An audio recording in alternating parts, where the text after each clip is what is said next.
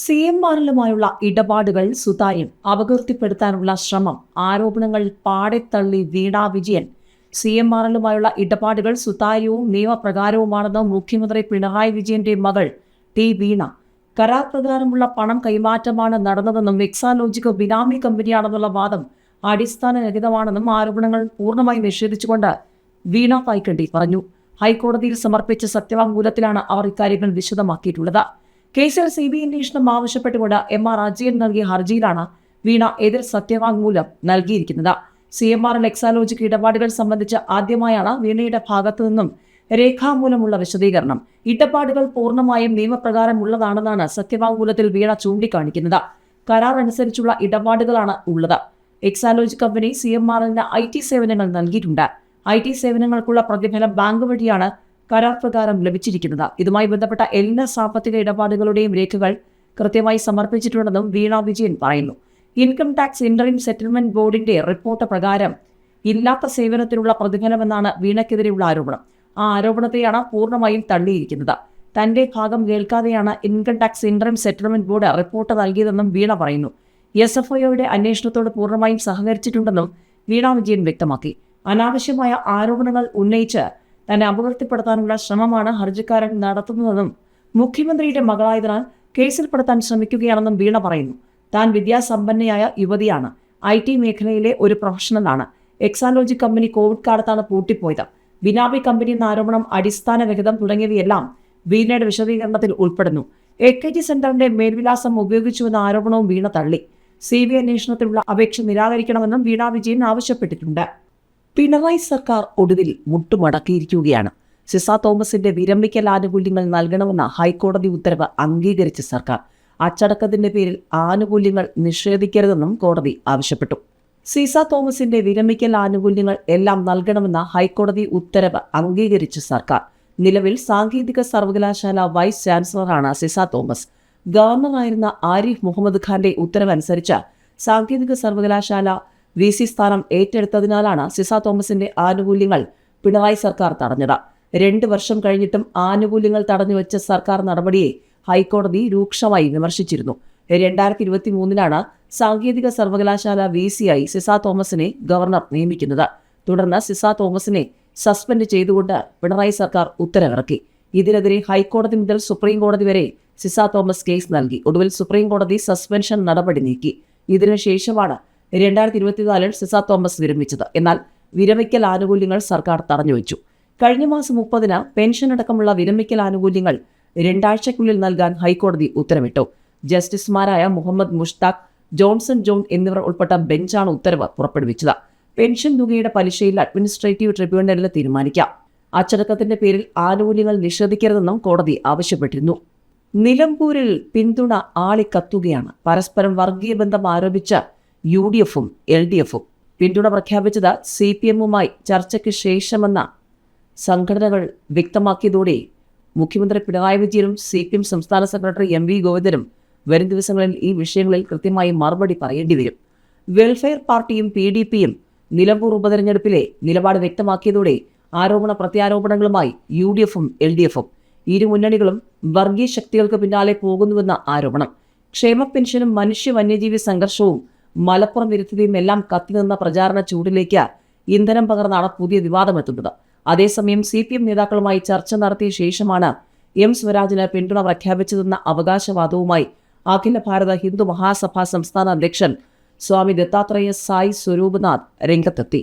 എന്നാൽ പിന്തുണ തേടി ഒരു സ്വാമിയുമായും ചർച്ച നടത്തിയിട്ടില്ലെന്നും LDFന് പിന്തുണ പ്രഖ്യാപിച്ച അഖില ഭാരത ഹിന്ദു മഹാസഭ ആരാണെന്ന് പോലും അറിയില്ലെന്നാണ് CPM സംസ്ഥാന സെക്രട്ടറി MV ഗോവിന്ദൻ പറഞ്ഞത്.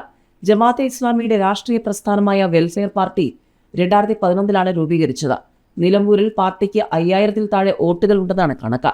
വെൽഫെയർ പാർട്ടിയുടെ പിന്തുണ സ്വീകരിച്ചതോടെ UDF വർഗീയ കൂടാരമായി മാറിയെന്നാണ് CPM സംസ്ഥാന സെക്രട്ടറി MV ഗോവിന്ദന്റെ വിമർശനം. ജമാഅത്തെ ഇസ്ലാമിയുടെയും വെൽഫെയർ പാർട്ടിയുടെയും മുൻ നിലപാടുകളും CPM അവരോട് സ്വീകരിച്ച സമീപനവും ചൂണ്ടിക്കാട്ടിയാണ് UDFന്റെ പ്രത്യാക്രമണം. 1996 നിയമസഭാ തെരഞ്ഞെടുപ്പിൽ ജമാഅത്തെ ഇസ്ലാമി LDFന് നൽകിയ പിന്തുണയെ ആശാവഹമെന്ന് വിശേഷിപ്പിച്ച ദേശാഭിമാനി എഡിറ്റോറിയൽ മുതൽ പാർട്ടി സെക്രട്ടറിയായിരുന്ന പിണറായി വിജയൻ സംഘടനയ്ക്ക് നൽകിയ സ്വഭാവ സർട്ടിഫിക്കറ്റ് വരെ ഇതിന് ആയുധമാക്കുന്നു. 2009 ലോക്സഭാ തെരഞ്ഞെടുപ്പിലും 2011 നിയമസഭാ തെരഞ്ഞെടുപ്പിലും ജമാഅത്തെ ഇസ്ലാമി ഇടതുപക്ഷത്തെയാണ് പിന്തുണച്ചത്. അക്കാലത്താണ് പിണറായി വിജയൻ മുസ്ലിം സംഘടനകളിൽ വ്യക്തമായ രാഷ്ട്രീയ കാഴ്ചപ്പാടുള്ള സംഘടനയെന്ന ജമാഅത്തെ ഇസ്ലാമിയെ വിശേഷിപ്പിച്ചത്. കഴിഞ്ഞ ലോക്സഭാ തെരഞ്ഞെടുപ്പിൽ കേരളത്തിന് പുറത്ത് 3 CPM ജയിച്ചത്. 3 CPM പിന്തുണ നൽകിയെന്നും ജമാഅത്തെ ഇസ്ലാമി വ്യക്തമാക്കിയിരുന്നു.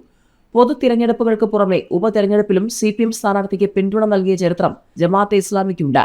മത്തായി ചാക്കോയുടെ മരണത്തിന് ശേഷം നടന്ന തിരുവമ്പാടി ഉപതെരഞ്ഞെടുപ്പിൽ ജമാഅത്തെ ഇസ്ലാമി അമീർ പരസ്യമായി CPMന് പിന്തുണ പ്രഖ്യാപിച്ചിരുന്നു. UDFിന് വേണ്ടി മത്സരിച്ച ലീഗ് സ്ഥാനാർത്ഥിയെ നിസ്സാര വോട്ടിന് തോൽപ്പിച്ചാണ് അന്ന് LDF വിജയിച്ചത്. വെൽഫെയർ പാർട്ടി രൂപീകരിച്ച ശേഷം 2015 തദ്ദേശ തെരഞ്ഞെടുപ്പിൽ മലപ്പുറം, കോഴിക്കോട് ജില്ലകളിലെ ചില പഞ്ചായത്തുകളിലും LDFുമായി ധാരണയുണ്ടാക്കിയതായി അവർ അവകാശപ്പെട്ടിരുന്നു. അതേസമയം UDF സ്ഥാനാർത്ഥി ആരടൻ ഷൗക്കത്തും മുസ്ലിം ലീഗും നേരത്തെ ജമാഅത്തെ ഇസ്ലാമിക്കെതിരെ നടത്തിയ രൂക്ഷ വിമർശനങ്ങൾ ഓർമ്മിപ്പിച്ചാണ് LDFിന്റെ തിരിച്ചടി. പീഡിപ്പിക്കപ്പെട്ട വിഭാഗമെന്ന് CPM ഇപ്പോൾ വിശേഷിപ്പിക്കുന്ന PDP നേരത്തെ മുതൽ CPMന്റെ തെരഞ്ഞെടുപ്പ് പങ്കാളിയാണ്. 2009 ലോക്സഭാ തെരഞ്ഞെടുപ്പിൽ പൊന്നാനിയിൽ ലീഗിനെ തോൽപ്പിക്കാൻ PDPക്ക് കൂടി സ്വീകാര്യനായ സ്ഥാനാർത്ഥിയെ CPM പരീക്ഷിച്ചെങ്കിലും വിജയിച്ചില്ല. ബാബറി മസ്ജിദ് തകർത്ത ശേഷം മുസ്ലിം ന്യൂനപക്ഷങ്ങൾക്കിടയിൽ തീവ്രവാദ ചിന്ത വളർത്തുന്നതിൽ മദനി പ്രധാന പങ്കുവഹിച്ചുവെന്ന CPM സംസ്ഥാന കമ്മിറ്റി അംഗം P. ജയരാജൻ കേരള മുസ്ലിം രാഷ്ട്രീയം, രാഷ്ട്രീയ ഇസ്ലാം എന്ന പുസ്തകത്തിൽ ആരോപിച്ചത് ഈയിടെയാണ്.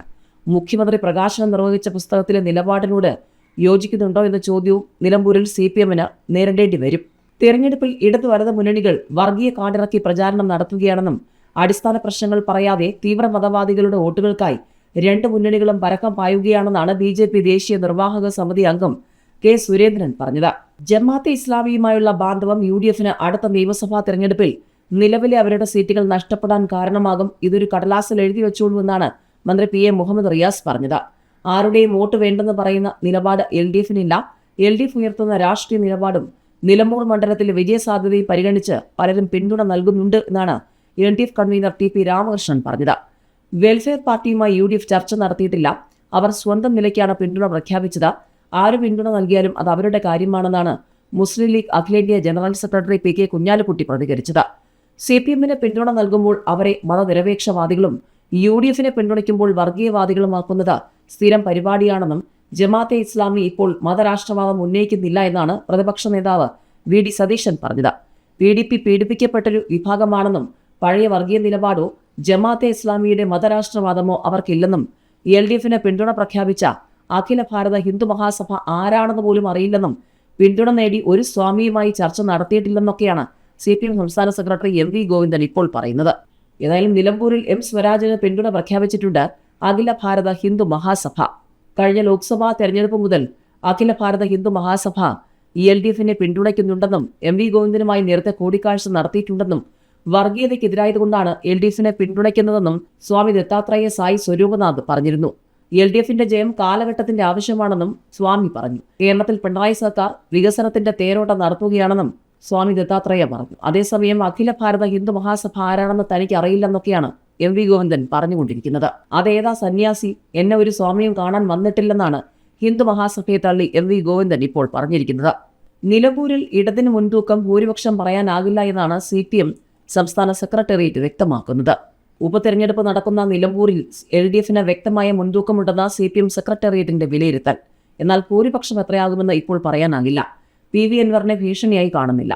സ്വതന്ത്രനായി മത്സരിക്കുന്നുണ്ടെങ്കിലും അൻവർ UDF നേതൃത്വം നൽകുന്ന മഴവിൽ മുന്നണിയുടെ ഭാഗം തന്നെയാണെന്നാണ് MV ഗോവിന്ദൻ പറയുന്നത്.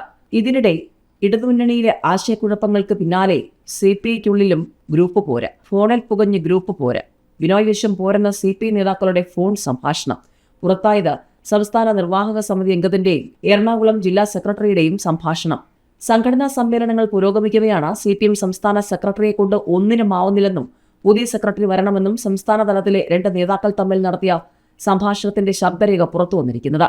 CPI സംസ്ഥാന നിർവാഹക സമിതി അംഗം കമല സദാനന്ദൻ, CPI എറണാകുളം ജില്ലാ സെക്രട്ടറി KM ദിനകരൻ എന്നിവർ കാറിൽ യാത്ര ചെയ്യുമ്പോൾ നടത്തുന്ന സംഭാഷണമാണ് പുറത്തായത്. ഡ്രൈവറെ കൂടാതെ മറ്റൊരു പ്രാദേശിക നേതാവും കാറിലുണ്ടായിരുന്നു. സംഭാഷണത്തെക്കുറിച്ച് ഇരു നേതാക്കളും പ്രതികരിക്കാൻ തയ്യാറായിട്ടില്ല. കാർ യാത്രക്കിടയിൽ കമല സദാനന്ദന് വന്ന ഫോൺ കോൾ സംഭാഷണത്തിന് ശേഷം ഓഫാക്കാൻ മറന്നതാണ് സംഭാഷണം റെക്കോർഡാവാൻ കാരണമെന്നാണ് കരുതുന്നത്. വിഭാഗീയതയുടെ ഭാഗമായി അത് പുറത്തുവരികയായിരുന്നു. ഫോൺ സംഭാഷണം വച്ച് 2 ദിവസം മുൻപ് സംസ്ഥാന സെക്രട്ടറിക്ക് പരാതി ലഭിച്ചിട്ടുണ്ടെന്നാണ് വിവരം. പുറത്തുവന്ന ഫോൺ സംഭാഷണം CPI നേതാക്കൾ നടത്തിയതല്ലെന്ന് സംസ്ഥാന സെക്രട്ടറി ബിനോയ് വിശ്വം. താൻ അറിയുന്ന കമല സദാനന്ദനും ദിനകരനും അങ്ങനെ പറയില്ല. മാധ്യമങ്ങൾക്ക് ആള് മാറിയതാകാനേ വഴിയുള്ളൂ. ഭാരതാംബ വിവാദത്തിൽ CPM-നും CPIക്കും ഒരേ നിലപാടാണെന്നാണ് ബിനോയ് വിശ്വം പറയുന്നത്. പക്ഷേ CPM ഈ വിഷയത്തിൽ എന്ത് നിലപാടാണ് പറഞ്ഞുകൊണ്ടിരിക്കുന്നത് എന്ന് കേരളം കാണുന്നതാണ്.